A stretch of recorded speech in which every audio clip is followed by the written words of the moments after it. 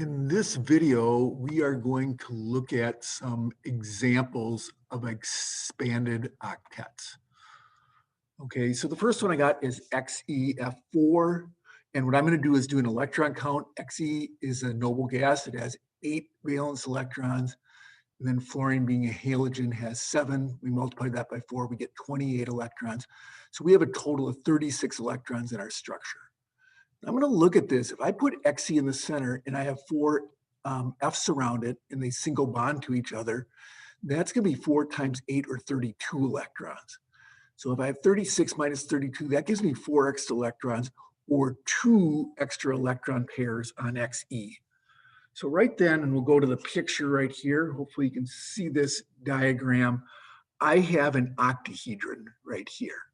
Okay, and this is an expanded octet. There's going to be 6 electron domains, 4 with bonds to chlorine and 2 with electron pairs. The green ones are where the electron pairs will go. So the axial positions are where the electron pairs are going. And this is what we're left with behind if we take a look at that. So electron pair here, and then fluorine, fluorine, fluorine, and fluorine around this right here. So looking at this structure, this tries to show in 2D what I was showing in 3D. This is axial, and these are across going around here with the 4 fluorines. Notice if I count up electrons, 8, 16, 24, 32, 33, 34, 35, 36. So that matches up. Looking at our shape guide, this is going to be SpongeBob square planar pants. Or we'll just call it square planar because it's in a plane. Let's see, the hybridization is, there's 6 letters, so it's a D2sp3. The bond angle, this is 4 things in a circle, so it's 360 divided by 4 would be 90 degrees between the Xe, F, and xenon, so all these would be 90 degrees. This would be nonpolar. Dipoles here toward the fluorine would all cancel. And let's go to another example. And this example is SeF4. So this time I take selenium, which has 6 valence electrons, and then I got 4 fluorines. 4 times 7 is 28. I get 34 total electrons.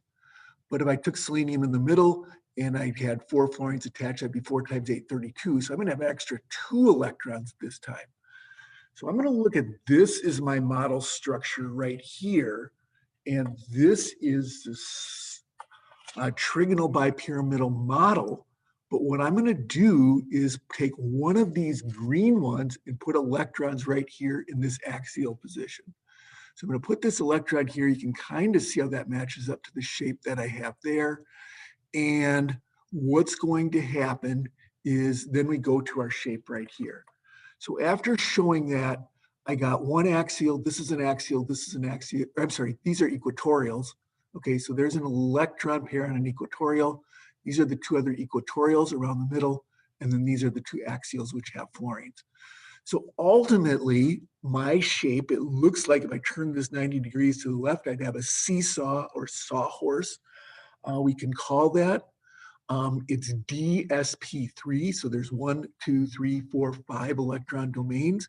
So there's going to be 5 letters in our hybridization. Is this polar? Yes, it's going to be more polar toward the fluorines. So there's going to be dipoles. These kind of will cancel, but it'll be going this way, and it'll be polar there. Just like if I put my hand here over this part of this molecule, it would be polar going this way, more negative, where my hand is coming out. Okay, and let's see. I think that's it for this one, SeF4. Let's go to PCl5, and this one has, phosphorus has 5 valence electrons, 5 times 7 for chlorine, another halogen has 35 electrons, so we have 40 electrons in total. If there's a phosphorus with 5 chlorines, let's assume it bonds 5 times to the chlorine. That's going to be 5 times 8, which is 40 electrons. So there's 0 extra electrons. So all of them are going to attach. There's no extra electron pairs because there's 5 things. I'm going to go to this shape again, the trigonal bipyramidal, and nothing's going to be filled with electron pairs. We're going to have electrons on every one of these things. Okay, let's see. Bond angles on this are going to be, or let's take a look at the shape. So we said it's trigonal bipyramidal. The hybridization is DSP3. We're going to have 5 letters. The bond angle is 120 degrees between the axials, because there's 3 in a circle, but between the axial and equatorial, 120 degrees between the equatorials around the middle. And then it's going to be the axials, it's going to be 90 degrees with the axials. So what's going to happen is these 3 are 120 degrees, but this to this through P is going to be 90. This to the bottom is going to be 90. Same thing here. This to this are going to be 90 and right in there. So we got some 190 and some 120.